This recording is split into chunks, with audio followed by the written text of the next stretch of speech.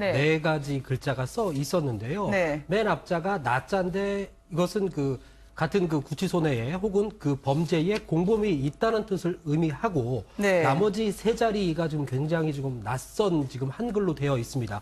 보통 수인 번호는 수감 중인 동 호수나 그리고 층에 따라서 숫자로 구별되는 게 맞는 것인데 네. 이번에는 아마 자체적으로 저 약자를 좀 만들어서 지금 써놓은 것으로 지금 확인이 되고 있는데요. 제가 교정부부 관계자하고 통화를 했는데 지금 저렇게 한글로 지금 나대 불츠라고 돼 있잖아요. 네. 지금 대는 대기업 뇌물 직권남용의 약자, 그리고 불은 문화예술계의 어떤 블랙리스트, 그리고 추는 동계 스포츠 영재센터 사건의 어떤 스포츠의 츠 약자를 붙여놓은 것인데 제가 교정부부 한 관계자하고 조금 전에 통화를 좀 했었는데 본인도 지금 저렇게 한글로 약자로 된 어떤 이 수인 번호는 처음 봤다라고 얘기하는 것을 밀어봐서는, 그리고 또 써있는 형태가 빨간색으로 손글씨로 되어 있습니다. 어떤 인쇄나 이런 것이 아니기 때문에 아마도 구치소 측에서 자체적으로 좀 구별하고 확인할 수 있게 쓰지 않았나라는 이런 추측이 지금 가능한 상황입니다. 추측해 볼 수 있는 게요. 저것이 네. 굳이 왜 필요했었을까 생각하면 재판을 받는데 필요한 건 전혀 아니고요.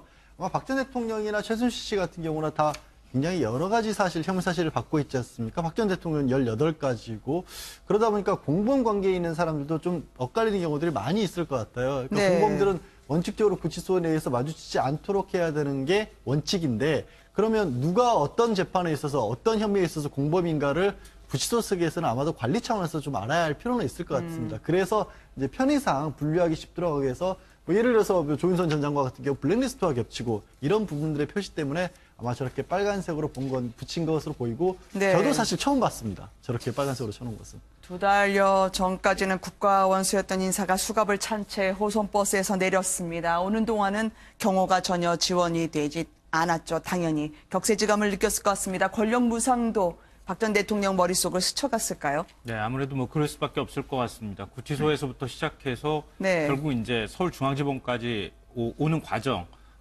그 과정 동안에 아무래도 창밖으로 그 바깥 풍경을 보지 않았겠습니까? 네. 본인이 몇 개월 전까지만 해도 대통령 지위로서 있었던 그런 이제 나라의 모습이었는데 이게 많이 이제 달라진 모습으로 아마 받아들여졌을 것 같고요. 심리적으로도 굉장히 아마 착잡한 심경을 느끼지 않았을까 네. 싶습니다.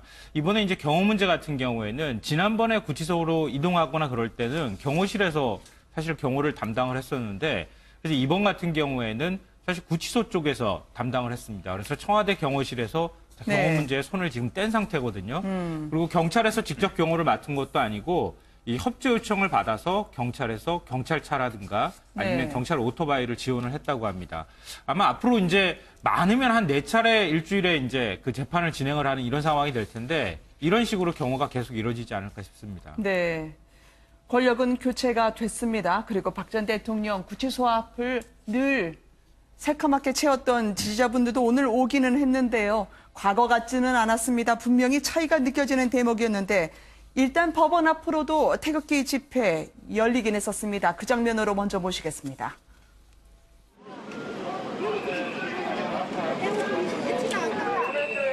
쿠데타를 이렇게 놓고 무슨 대통령이라고 그래.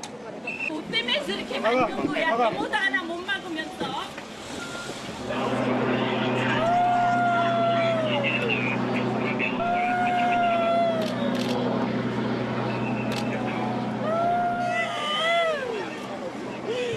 박근혜 대통령이 문제도 안 진 사람이 어떻게 사형을 당하냐고요?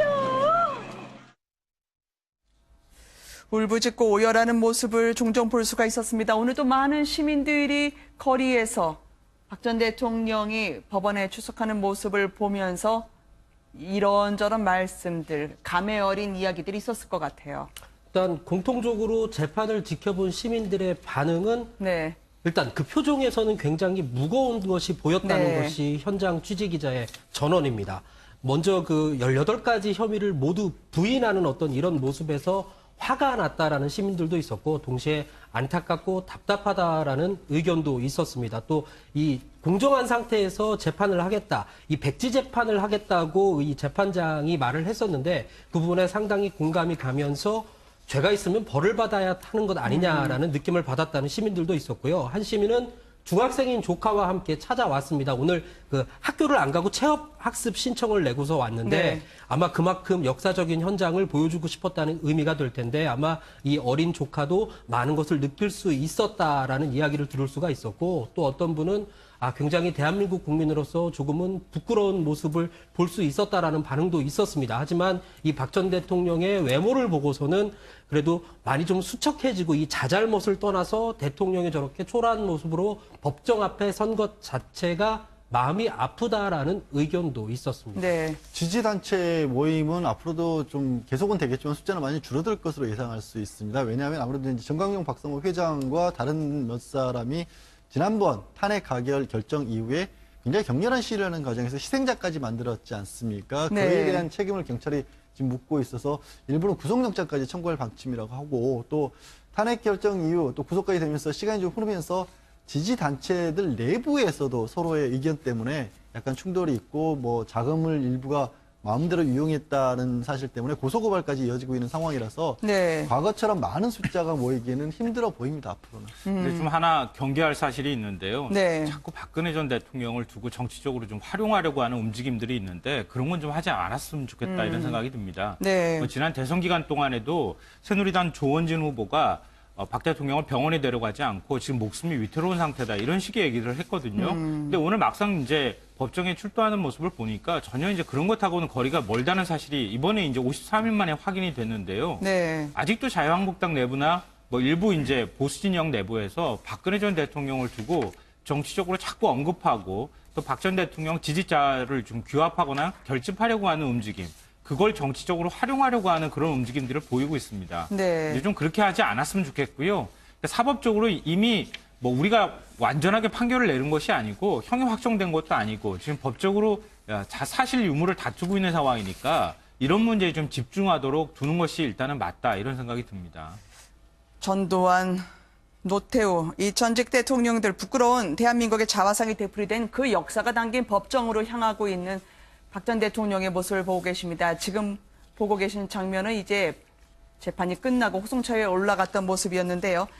박 전 대통령 본인에게도 모든 게 처음이고 최초인 오늘 일정 아니었겠습니까? 잠시 뒤에 저희가 잠깐 화면에도 아까 소개해드렸는데요. 법정에 들어설 때 옆에 과거의 대통령 시절에는 의전비서관이 있으니까 어디로 가든 착석하는 자리를 다 가르쳐 주는데 이제는 법원 직원으로 추정되는 분들이나 방어원이 끝에서 두 번째입니다라고 얘기를 하니까 본인 스스로 되뇌이는 장면이 저희 제작진 눈에 포착이 되더라고요. 네, 이번 아마 사건 있고 난 다음에 박 전 대통령이 항상 하는 습관을 보면 꼭 옆에 있는 사람한테 자기가 어느 위치에 가야 되는지를 꼭 물어보는 게 있습니다. 네. 지난번에도 보면 이제 검찰에 출두할 때도 그때 당시에 이제 검찰 그 관계자, 그 총무부장한테도 내가 이쪽에 가면 되느냐라 물어보기도 하고 네. 또 오늘도 마찬가지로 이제 출두를 하면서 어느 자리에 앉아야 되느냐 이제 이걸 묻기도 하고 보면 아마 이제 어떤 지금 전체로 보면 좀 습관적인 비슷하게 자신의 위치를 일단 확인하고 가는 것 같아요. 그리고 오늘 보면 정말 뭐 옆에 사람들한테 일체 보지도 않고 그냥 앞에 사람들 간단히 이제 목례만 한 채 네. 있었고 특히 오늘 최순실 같은 경우는 거의 뭐 지난해 9월 이전인가요? 그때 아마 독일 출국하기 전에 이후에 상당히 네. 지금 처음 만난 거 아니겠습니까? 근데 눈길 한 번 주질 않았어요. 정말 40년직이고 한데 네. 특히 이제 이렇게 정말 전혀 모르는 척 하는 것 자체는 보면 이제 앞으로 어떤 재판을 우리가 좀 예상을 해볼 수가 있을 것 같습니다. 지난번 마지막 그 진술 조서에 나왔지만 이번 상황 자체는 모두가 다 최순실 씨가 알아서 한 것이고 나는 몰랐다라는 것이 이제 전체의 어떤 그 조사의 요지거든요. 그러면서 본다면 오늘 최순실 같은 경우는 이제 들어오면서 목례를 이제 박 전 대통령 향해서 하고 들어왔는데. 네. 그러니까 모든 혐의 자체를 아마 이제 최순실 씨한테로 떠넘기는 이제 그러한 어떤 좀 태도를 취할 것 같아요. 네. 그러면서 본다면 오늘 또 전혀 눈빛도 주지 않는 것 자체는 보면 나와 이 사람은 상관없다. 내가 뭐 지시한 것도 아니다. 그러니까 두 사람과 관계를 좀 어떤 선을 그으려고 하는 그러한 어떤 행동으로 저는 읽혔습니다. 네. 그러니까 오늘 법정 모습에서 저는 한 두 가지 정도가 굉장히 이렇게 주목이 됐는데요. 네. 첫째로는 박근혜 전 대통령이 어떤 모습으로 나타날 것인가 이 부분이었는데 그 생각보다 그러니까 예상했던 네. 것보다는 훨씬 더 꼿꼿하고 본인 스스로가 굉장히 단정하려고 하는 애쓴 흔적들이 발견됐다는 겁니다. 네. 그럼 박 전 대통령이 내가 여기서 허물어지면 안 되겠다. 내가 굉장히 강하게 버텨야 되겠다고 하는 그런 심적인 어떤 그 자존감이나 이런 것들이 아직 굉장히 살아남아 있다. 이런 것들을 네. 보여줬다고 볼 수 있고요. 둘째로는 박 전 대통령과 최순실 씨가 어떻게 조우하는가. 이게 제일 큰 관심사였을 겁니다. 그쵸. 오늘 재판 내용 중에서 박 전 대통령이 모든 혐의에 대해서 부인할 것이다라고 하는 건 이미 예측이 됐던 상황이었는데 다만 최순실 씨하고 딱 조우했을 때 어떤 표정과 어떤 태도를 보일 것인가가 굉장히 큰 관심사일 수밖에 없었습니다. 그런데 박 전 대통령이 의도적으로 최순실 씨를 외면하는 것 같은 그런 느낌을 받았거든요. 네. 왜냐하면 사람이 본능적으로 앞에 시야가 들어왔을 때 그 주변을 살피는 게 그게 본능 중에 하나거든요. 근데 애써서 그런 쪽을 시야를 두지 않고 외면했다고 하는 것은 그러니까 박 전 대통령이 의도적으로 그런 행동을 보였다고 볼 수 있는 겁니다. 근데 이거는 달리 표현하면 최순실 씨하고 얼굴이 마주쳤을 때 인상이 구겨진다거나 아니면 정반대로 뭐 웃는 표정을 짓는다거나 이렇게 했을 때 정치적으로 여러 가지 해석의 여지가 나올 수 있기 때문에 네. 그런 해석의 여지를 차단하겠다고 하는 점도 있을 것 같고요. 최순실 씨하고 박근혜 전 대통령은 어차피 공범관계일 수밖에 없는 상황이기 때문에 그런 부분에서 나는 전혀 관련이 없다라고 하는 점을 좀 상징적으로 보여주기 위해서라도 애써 외면하는 모습을 보이지 않았나 싶습니다. 공소 사실을 검찰이 읽는 동안에 무표정하게 지켜보고 동의하지 않는 모습을 보였다고 합니다. 박 전 대통령 오로지 앞에 정면만 응시하는 모습이었었는데요. 본인이 오늘 손수 올렸던 올림머리 자체도 스스로 자존, 마지막 남은 것을 잃어버리지 않겠다라는 표현일까요?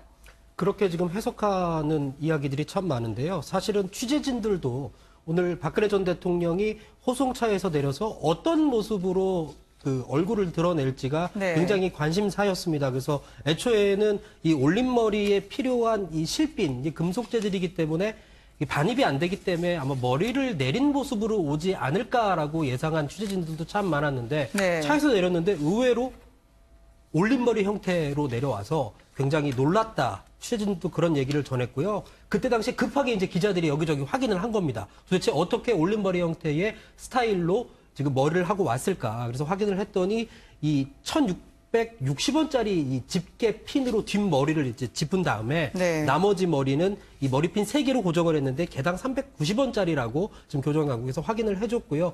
저희 제작진이 한번 확인을 해봤더니 총 2,830원 정도를 들여서 집게핀과 이 머리핀을 사서 이렇게 올림머리를 했다. 아마 이 올림머리를 고수한 건 그 구치소 내부에서도 그리고 그 시민에게 얼굴을 드러낸 53일 만에 얼굴을 드러낸 그 모습 속에서도 아마 흐트러진 모양새를 보이지 않으려는 어떤 이 박근혜 전 대통령의 성격과 무관하지 않다는 것이 현장 기자들의 느낌이었습니다. 되게 좀 흥미로운 장면 중에 하나가 최순실 네. 씨도 뒤로 머리를 묶었거든요. 네. 최순실 씨가 묶을 때 사용했던 그 머리핀하고 집게핀하고 박근혜 전 대통령이 사용했던 핀하고 똑같은 핀이었습니다. 출처가 같아서 그런 걸까요? 아니면 그러니까 기호가 비슷한 걸까요? 구치소에서 그 판매하는 게 그런 핀밖에 판매하지 않으니까 네. 그걸 이제 영치금으로 사서 각자 이제 그 핀을 하고 나온 건데 공교롭게도 똑같은 핀을 이제 하고 나왔다는 점에서 좀 흥미로웠고요. 네. 박근혜 전 대통령이 저렇게 단정한 모습을 보였다고 하는 것은 앞으로 재판에 있어서도 계속 혐의를 부인하겠다고 하는 상징적인 의미를 보여준다 이렇게 볼 수 네. 있을 것 같습니다. 박 전 대통령에 대한 증언 굉장히 많은 것들 중에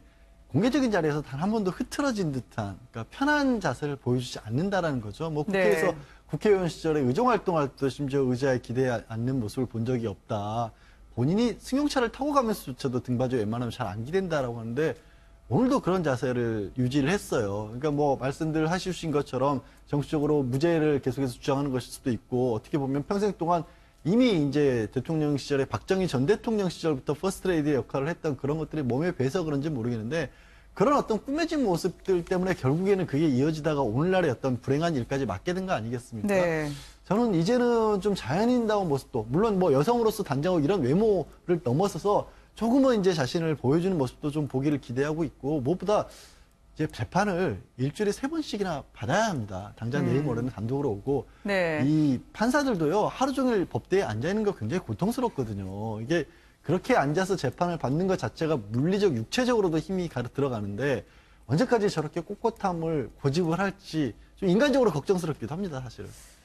판사의 직업을 묻는 질문에 무직입니다. 그리고 셀프 올림머리라고 오늘 많은 분들이 칭했는데요. 남색 전투복. 물론 구속 수감되거나 아니면은 본인의 사저로 돌아갈 때의 그 옷인지는 좀 더 확인이 필요합니다만 박 전 대통령은 놓치고 싶지 않은 무엇이 있었던 것 같아요. 특히 언론들의 해석을 마치 보란 듯이 반박하는 듯한 그런 메시지가 읽히기도 하고요. 그렇죠. 이제 전직 대통령이라고 이야기를 하지 않는 것 자체는 보면 뭐 우리가 뭐 해석입니다만은 네. 그러니까 여전히 본인의 어떤 마음 속에는 일단 대통령이라는 좀 생각을 하고 있는 것 같아요. 네. 그렇지만 현재로서는 이제 본인이 무직이다라는 걸 이야기하고 있는 것 같고 이거 이제 어떤 본인의 입으로는 대통령이란 말을 이제 언급하지 않았지 않습니까? 그런 걸로 보면 지금 상황에서 정말 자신 스스로가 대통령이란 말로 좀 언급하기 싫다라는 좀 그런 의미도 포함되어 있을 겁니다.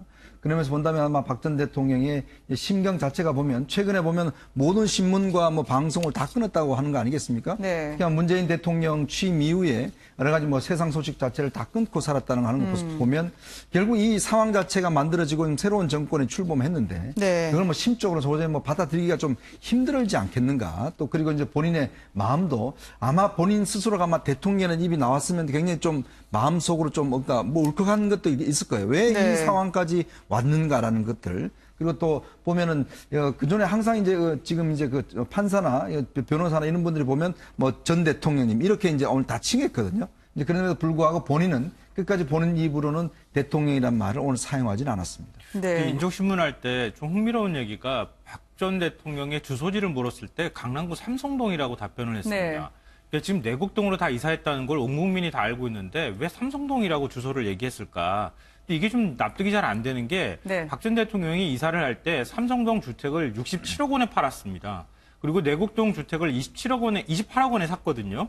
근데 그렇게 큰 금액을 사고 파는 과정에 있어서 박 전 대통령이 전혀 몰랐을 일은 정말 없거든요. 혹시 조서에 적힌 대로 그대로 말하는 거 아닌가요? 조서에 적힌 대로 말했을 수도 있고요. 박 네. 전 대통령이 저거를 판매한 게 구속 이후에 이전이 됐기 때문에 실제로 본인이 주민등록센터에 가서 주소를 이전할 수 있었던 여력은 없었을 거예요. 아마 그래서 네. 이제 주소하고 거소하고 좀 다르거든요. 네. 지금 거소는 머물러 있는 것이고 주소는 그때까지 주민등록상에 올려가 있는 것을 주소라고 부르기 때문에 어쩌면 뭐 짐작할 수밖에 없지만 지금 주소 이전을 못했을 수도 있어요. 네. 그러니까 변호인이 그러면은 이렇게 답변을 하시라라고 조언을 했어야 되는 상황이었을 것이다. 그 얘기를 듣고 와서 그대로 그걸 이제 얘기하는 상황이었을 것이다. 이렇게 볼 수 있겠군요. 네.